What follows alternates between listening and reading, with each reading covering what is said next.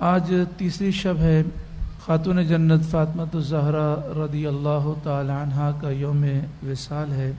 خاتون جنت کی یہ شان ہے کہ جب نبی کریم صلی اللہ علیہ وآلہ وسلم دیکھتے کہ خاتون جنت فاطمہ الزہرا آ رہی ہیں تو حضور ان کے استقبال کے لیے کھڑے ہو جاتے، اور نبی کریم صلی اللہ علیہ وآلہ وسلم کو اتنی محبت کہ جب آپ مدینہ شریف میں آتے، جب باہر سے مدینہ شریف واپس آتے تو آپ کا معمول تھا کہ پہلے مسجد میں نوافل ادا کرتے، قیام کرتے، پھر سب سے پہلے آپ خاتون جنت سے ملاقات کے لیے ان کے گھر تشریف لے جاتے، اور جب مدینہ شریف سے آپ باہر جاتے تو سب سے ملاقات کرنے کے بعد آخر میں خاتون جنت کے پاس جاتے اور ملاقات کر کے جاتے۔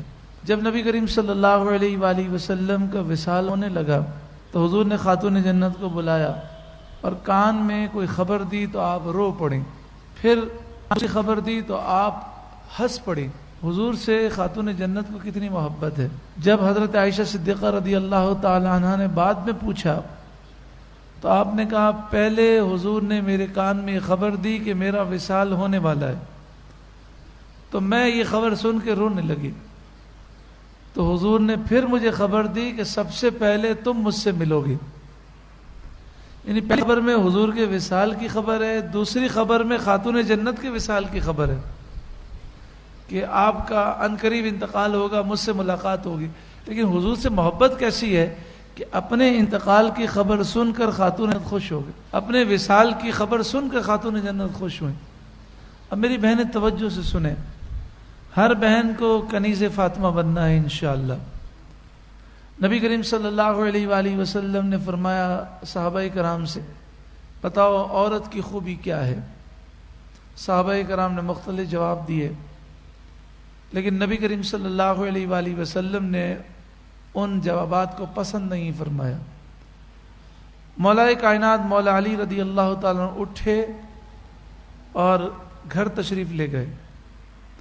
خاتون جنت سے کہا کہ حضور نے یہ سوال کیا ہے کہ عورت کی خوبی کیا ہے، تو خاتون جنت نے فرمایا کہ عورت کی خوبی یہ ہے کہ کوئی نامحرم مرد اسے نہ دیکھے اور وہ کسی نامحرم مرد کو نہ دیکھے۔ حضرت علی رضی اللہ عنہ پھر مجلس میں آ کر بیٹھ گئے، سوال چل رہا تھا۔ حضرت علی نے عرض کیا یا رسول اللہ صلی اللہ علیہ وسلم، عورت کی خوبی یہ ہے کہ نامحرم مرد اسے نہ دیکھے اور وہ کسی نامحرم مرد کو نہ دیکھے۔ کیا خوبی ہے؟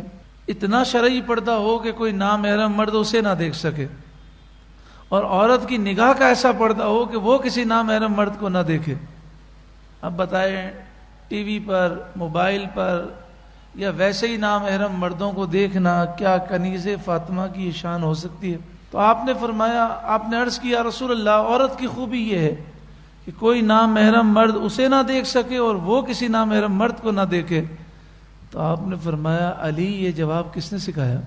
مولا کائنات جو علم کے شہر کے دروازے ہیں انہوں نے عرض کیا رسول اللہ یہ جواب تو فاطمہ سے سیکھا ہے۔ اب دیکھیں جواب، حضور نے فرمایا یہ جواب صرف فاطمہ دے سکتی ہے کیونکہ وہ میرا لخت جگر ہے۔ تو جتنی بھی ہماری بہنیں ہیں سب کنیز فاطمہ بنے، اور آج سے ایسا شرعی پردہ ہو، اور رات بھی ماشاءاللہ خاتون جنت کی ہے کہ کوئی نامحرم مرد انہیں نہ دیکھ سکے اور وہ کسی نامحرم مرد کو نہ دیکھ۔ حضور کے وصال ظاہری کے بعد خاتون جنت کبھی ہنسی نہیں ہے، مسکرائی نہیں ہے، 6 مہینے آپ حیات رہیں، روتی رہیں، لیکن ایک موقع پر آپ خوش ہوئی ہیں۔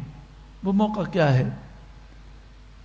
آپ نے حضرت اسماء بنت امیس سے کہا میں بڑی پریشان ہوں، ہمارے یہاں رائج یہ ہے کہ جب جنازہ اٹھتا ہے تو چارپائی پر میت رکھی جاتی ہے اور دفنانے کے لیے لے جاتے ہیں۔ حضرت اسماء بنت امیس نے کہا اس میں پریشان ہونے والی کون سی بات ہے؟